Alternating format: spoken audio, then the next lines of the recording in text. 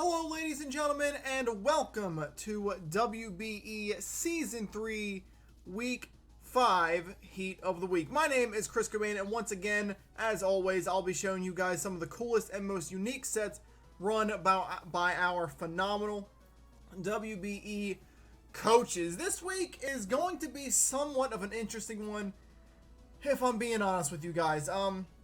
There wasn't a ton of like pure heat. When I say like pure heat, I mean like full on start to finish, the whole set's really heat. Like that Jirachi, the Rain Dance Jirachi, for instance, was like pure heat, stuff like that. More so than anything else this week, we had a lot of sets that were not so standard, but sort of common, and then you had like a one or two heat moves, unique moves on the Pokemon themselves that were for one reason or another, and those moves kicked in almost every scenario except for I think one. Those specific moves really helped change the tide of the matches for the trainers of these coaches, or for that made sense, for the coaches of these Pokemon is what I would have said there, and that's the reason they make the list, and so that's the kind of list you guys are going to get this week. But I do believe that these 6 Pokemon all very, very much deserve to be on the list. Also, another note, this week's number 1 might be a little controversial for a couple of reasons. I'm not going to spoil anything right now, but there's a couple of reasons that some people might not super agree with the number 1. Of course, if you don't agree with the list, that's always fine. You can have your own opinion. So leave your thoughts in the comments, all right? Just be nice, all right? Just be nice. That's all I ask. Be nice to everybody. Without further ado, if a set you like didn't make the list, your favorite set of the week, of course, I didn't get all of them, please leave that in the comments below as well. I'd love to check them out. And without further ado, guys, let's go. Number 6 this week. It feels like every single week we open up with a Pokemon with a set I really like that didn't get to do anything. And of course, that's the way this list starts again. And this week, it's going to be Latios and the New York Marauders from Mr. Talent here in his Latios. So we got Levitate, of course, with that Rocky Helmet, 140 HP, 4 defense, 148 special attack, 4 special defense, and 212 speed with that timid nature, of course. Going along with the theme all our coaches are running, just that all across the board EV spread. The timid nature, like I said, Thunderbolt, Ice Beam, Reflect type, and Recover. So like I said, this list is going to be pretty full of Pokemon that are almost standard, or pretty common in some rights, but are always running that one interesting move. In this case, it's the Reflect type Lati, and the reason that Lati gets number 6 this week, as opposed to going higher, is because this is going to be the one Pokemon on the list really that one move never really kicked in. The Lati, unfortunately, never got to get going. Reflect type, of course, is going to mirror your opponent's typing upon use, and it was designed to be used against Vivid's Mega Aggron to reflect that Steel type to be able to resist his stab, Iron Head, Stone Edge, and things like that. Of course, Levitate also then makes him immune to ground, which would then be super effective against him. So basically, with Thunderbolt and Ice Beam and Recover, he would be able to chip down Mega Aggron, who cannot heal outside of Rest, of course, and not take much damage back, as opposed to taking heavy damage from things like Iron Hit or Heavy Slam, stuff like that. He also let me know that he was running, or it was also to help mitigate his weakness to Sneasel and stop her being pursuit trapped, since Sneasel would make a pretty interesting use into switch into Lati, since that's of course immune to Psychic and things like that. But unfortunately, like I said, it didn't really get to do a whole lot this week. It was able to break sub off of Tapu Bulu, but then the Bulu was running Mega Horn specifically for the Lati, so it got completely destroyed by that. And for that reason, makes number 6, but still a cool tech to help fight Mega Aggron, and I thought it deserved a spot on the list. Coming into number 5 this week, we've got Dan, aka A-Drive, and his Minnesota Vikavolt running his Skarmory. So this Skarmory is not insanely interesting, and it's really defensive, but the work it put in this week is really, really good. I felt like it had to get on this because of that. So that's 30, of course, with the Rocky Helmet again, back-to-back. 244 HP, 252 defense, and 12 special defense. It's just a Skarmory EV spread, impish, but Roost, Spikes, Whirlwind, and Toxic, literally no offensive maneuvers. So that's not super duper uncommon again. But normally you do see it run some form of offensive maneuver, normally Brave Bird, obviously. But again, the real reason this made the list is not so much its set, but just the amount of work it put in without even using an offensive maneuver the entire time. It was able to set up 3 layers of spike against Powders and dodge. I think 3 sleep powders from Venomoth. The Venomoth was cursed. I think it was 0 for 4 for Powders this week.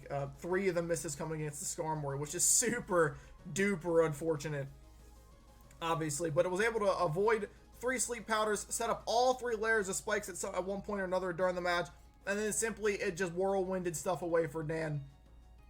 Fat walled off Snorlax super duper easily, and it was just being Skarmory. But it put in so much work for Dan's team. It did so much damage for Dan without literally running any offensive maneuver whatsoever, just because of the fact that it was able to set up 3 layers of spikes, dodge sleep powders, and whirlwind things out, and doing that much damage without actually clicking a pure offensive move. It's pretty heat to me, I think. Little low on the list, gets number 5 because of that, and there was some cooler stuff going on down here with more heat moves. But just the fact it was doing all the work that it did, I thought he deserved a spot on the list this week. But sorry to my man Patters. I'm sorry. It was tough. It was tough for me to watch that all those sleep powder misses. It hurt me. I've been there, man. I've been there. I feel you. So let's see. Number 4 this week, and this is where we're going to start really getting into the Pokemon that have like one out there move. That's super interesting. That really, really helped the Pokemon out. So for number 4 this week, we've got Duncan and his Mega Tyranitar this week, going up against the Heated Mow and the Tyranitar, running that Sandstream, of course, with the Tyranitarite, obviously. 188 HP, 84 attack, and 236 speed with that Adamant Nature. Dragon Dance, Crunch, Fire Punch, and the reason it's interesting is the low kick this week. So obviously DD, T-Tar, not super crazy. Crunch is obviously super common. Fire Punch is used on it every so often for coverage for things like Ferrothorn, obviously, things like that. But then the low kick is really what really kicks it in here. So I didn't get actual info on the EV spread. He didn't give it to me, but I'm going to guess, I did a little calculations in my head. I'm going to guess 236 speed Adamant is to ensure that he's faster than max speed Cobalion after a Dragon Dance. That's what I would assume. I could be wrong, of course, but I think that's what it is.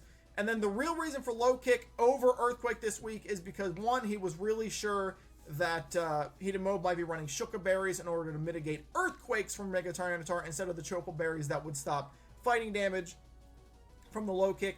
And low kick against Cobalion is 120 base power, which is, of course, more than Earthquake. And it does actually guarantee a one-shot on Cobalion at +1, which Earthquake does not do, even without the Shuka Berry. But this thing put in a lot of work. It was really, really good. First of all, it danced around a Blastoise while Dragon Dancing and avoiding Scald Burns all at the same time, which is heat in and of itself just to avoid Scald. I think it took 2, maybe 3 Scalds from Blastoise and never got a burn. That's ridiculous. While setting up Dragon Dances, the Sandstorm ended up taking out the Blastoise. And then the real reason it made the list this week is because Cobalion came in. Of course, Cobalion sinking, it can take whatever this, even at +1, it's going to be able to take whatever this Tyranitar can throw at it. Able to live an Earthquake, that stuff. Got bopped by that low kick, bang, gone. Entire health bar from 100 to 0 instantly. And that was just sick. Well done on Duncan's part to build the set to ensure that he would be faster than that Cobalion. Unless, of course, it was Scarfed, which would be unfortunate. And that he was running a move that he knew would be able to catch that Cobalion off guard, catch Heated off guard, and pop him one for the kill. Unfortunately, Duncan made a mistake this week. He was calcing when after he killed Cobalion, he was up against a Mega Absol. He was a little low on health. He had like 25 to 30% health, I think. And he was going up against Mega Absol, and he was calculating how much a Sucker Punch would do. And it turned out, like, when he calced it, it did enough to kill him. But then he made a mistake. He was actually calculating level 100 Mega Absol against level 50 Mega Tyranitar, and the Sucker Punch was actually not going to be able to kill him anyway.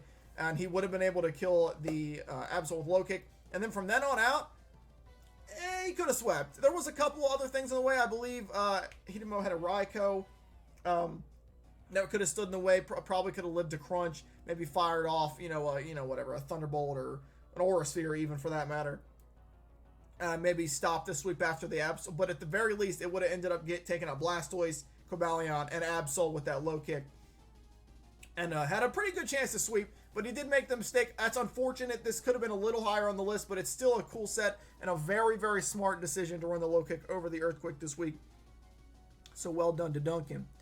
Jumping into the second half of the list this week, we've got number 3, and a Pokemon that's already appeared on this list before. In fact, it may have appeared last week. I don't remember if it was last week or the week before that. They kind of get jumbled up. But it's HiDragon coming in from YouTube fan Nate. And his New York Noibats this week, he made the list before for running the Throat Chop set that was able to take down a Mega Gardevoir. And this week, yet again, he is going a little bit normal on the moveset. Just one really cool move, just like I was saying. Levitate, obviously. Expert Belt, 108 HP, 4 defense, 252 special attack, 4 special defense, and 140 speed with that modest nature. So that EV spread's pretty specific. He told me, and this is going to get a little confusing, so bear with me. This set is EV'd to outspeed a Necrozma who is speed creeping a Cloyster. So that's a lot of words. If you didn't understand it, basically he's EV'd to be a couple of points faster than his own Cloyster. So, in Draft League, it's very uncommon to see a Pokemon run like 252 speed EVs along with a speed boosting nature, because you don't have to worry about every Pokemon in the game. You only have to worry about your opponent's Pokemon. So instead, you EV yourself to be just faster than like the next fastest Pokemon on your opponent's team. That way you have more EVs for your defense or your HP or whatever else you want to do. So he was game planning that the Necrozma was going to be not max speed and instead would be invested enough to outspeed Cloyster. So he did that to his HiDragon. A little risky, can bite you in the butt if they don't EV that way. If they just go 252 speed, then all of a sudden you're not faster than him. But it's risky, but it paid off. He was faster than the Necrozma this week. Dragon Pulse, Dark Pulse, Flamethrower, all normal. And then Charge Beam's the real reason he's on the list this week. So Charge Beam was built to bait in Primarina, which is brilliant. Obviously, Primarina is one of the bigger answers, one of the bigger responses to HiDragon in the game. He could run Z-Belch, but that would use up a Z move, and he didn't feel like it was necessary to run Z-Belch to beat Primarina when he had Charge Beam. So this thing was set up with that 252 and Modest. He guaranteed that after Stealth Rocks, if he got the boost on the initial Charge Beam, which I think is a 70% chance, it's a safe bet, that the second Charge Beam would then defeat the Primarina, even if it was max HP. If it was like an Assault Vest, obviously, or a super bulky specially defensive set with like, Calm Nature or whatever, then it wouldn't. But a max HP Primarina, 2 Charge Beams with that boost would guarantee the kill, which is really nice. That didn't actually happen. That specifically, the Primarina got chunked pretty early into the match, making that unnecessary. But what it did do is, as he was attempting to predict Primarina, he accidentally predicted Mega Aerodactyl and popped that with a Charge Beam and ended up killing that instead, which was super cool. Got the kill with the Charge Beam, and then after that +1 boost, he absolutely obliterated the Necrozma in 2 moves, neither of them being Dark Pulse. He was concerned about the Cobra Berry on the Necrozma. Didn't want to use Dark Pulse because of it, so instead he popped it with a Dragon Pulse and a +1 Dragon Pulse to Necrozma. You could tell it was an offensive Necrozma, at least I'm pretty sure it was, because the +1 Dragon Pulse did like 75%, which is pretty ridiculous when you consider how bulky Necrozma is. And then he was able to finish it off on the next turn with a Flamethrower, so he was able to pick up 2 kills. And then later on the match, he had switched out, came back in. He was able to clean up with Delmice with Dark Pulse. Nothing crazy there. Obviously, the Delmice was kind of weak, and Dark Pulse is stab and normal and all that fun stuff. But he ended up getting 3 kills, including one with that Charge Beam, and then bopping the Necrozma because of the +1 boost. Charge Beam, super, super smart play there. Even if it didn't do exactly what he wanted to do with against the Primarina, still really cool to see it put in work after the +1 boost like that. Number 2 this week, and this one is awesome. I love this one. This is the one that kind of blew my mind more than any other set this week. If you watched all the battles, hopefully you have. You've seen this one because this one's cool. This is coming from Coach. First time I'm making the list for her. K Cray and the LA Spice and her Lilligan. This thing is super duper cool. Huge props to her for building this set because it's awesome. Chlorophyll, which is going to give her that +2 speed boost in the sun. Of course, her team also features a regular Ninetales with that drought ability. And the Psychium Z, 188 HP, 16 defense, 76 special attack, 228 speed, and modest. Guarantees that under the sun, under the effects of chlorophyll, she is faster than Scarf Salazzle, which is what this thing's exactly built to beat. So it's got Quiver Dance, Hidden Power Ice, and Giga Drain. Again, all those three things pretty normal. Hidden Power Ice for Salamence, I believe. But the real reason it makes the list here is Psychium Z Dream Eater. So, of course, Dream Eater you can only use when your opponent's asleep, and she has absolutely no way to put anything to sleep. No sleep powder running on this Lilligant. But the Psychium Z just turns this into a basic, normal, shattered Psyche that's going to do massive damage. A beautiful, beautiful way to get that Psychic attack on Lilligant without having to run anything to put anything to sleep. So she can bypass the need for the opponent to be asleep and hit that Z Dream Eater. And it was built just like her speed was. It was built exactly to stop Salazzle, and literally that's exactly what it did to a T. Absolutely beautiful. That's exactly what happened. The Salazzle came in because why wouldn't it? It's a good switch in for Lilligant, unless the Lilligant's happening to run like Hidden Power Ground or whatever. And it got absolutely smacked. She went for it. Wasn't sure if she should. Hit that Psychium Z Dream Eater. The Salazzle stayed in and got absolutely obliterated by that Psychium Z. Super, super cool. Brilliant set all around. I thought the Lilligant could have actually cleaned up for her, but unfortunately it got cleaned up afterwards by a toxic protecting Licky. We've all been there. We've all seen that kind of stuff. It did have a couple of Quiver Dances up, but just wasn't doing enough damage to outstall the toxic plus the protect at the same time. Ended up going down to that, but still super cool to see it do what it did and take out the Salazzle with such a brilliant tech. Z Dream Eater. Beautiful. Hope you see that more in the future, to be honest with you. And that leaves us, ladies and gentlemen, to number one. So like I said, this one's going to be a little controversial, I feel like, for some of you guys. There's been some stuff going around in the WBE. You know, some people are getting some hate because of some transaction kind of stuff. But so, number one this week is going to be Joey. It's going to be Poke-Aim and the Bronx Beartix and his Breloom. So, there's been a lot of cheese about the trade with Zorora and Volcarona and going back. So, a lot of people. So, he actually didn't even submit this to me. This is the one Pokemon on the list not submitted to me this week. The first time the number one was not submitted. But he said he didn't submit it because he just didn't want to get any backlash over it. But I told him it wasn't about that. It's not about, you know, the transactions made or anything like that. It's about the Pokemon itself, and I think it deserves number one. So the second reason it may be a little controversial for a different reason for some guys is after it wasn't submitted to me and I saw it on the video, I was confused because I've never seen this set in my life. Keep in mind, I've only been playing since the beginning of X and Y. So I've never seen it. I was blown away by this set. So when I was wondering why he didn't submit it, I was talking to one of my other friends who's been playing Pokemon competitively for a long, long time, and he said that this set was common, I believe, in Gen 4. But it's ever since then it's been like non-existent. So I don't know if you think it being common in Gen 4 potentially means that it's not interesting now. I don't know. Maybe some people feel that way.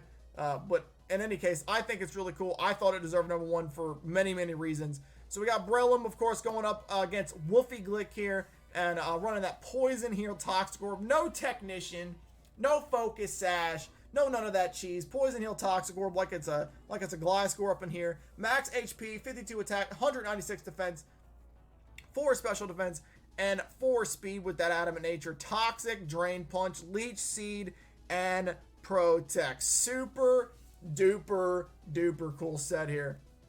So I guess, like I said, it was common back in Gen 4, the Poison Heal thing, but I've never seen, I was absolutely blown away watching this thing on the video. Never seen anything like it on a Breloom, of course.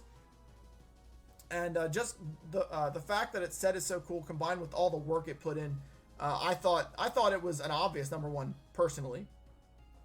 I'm sure some people will disagree.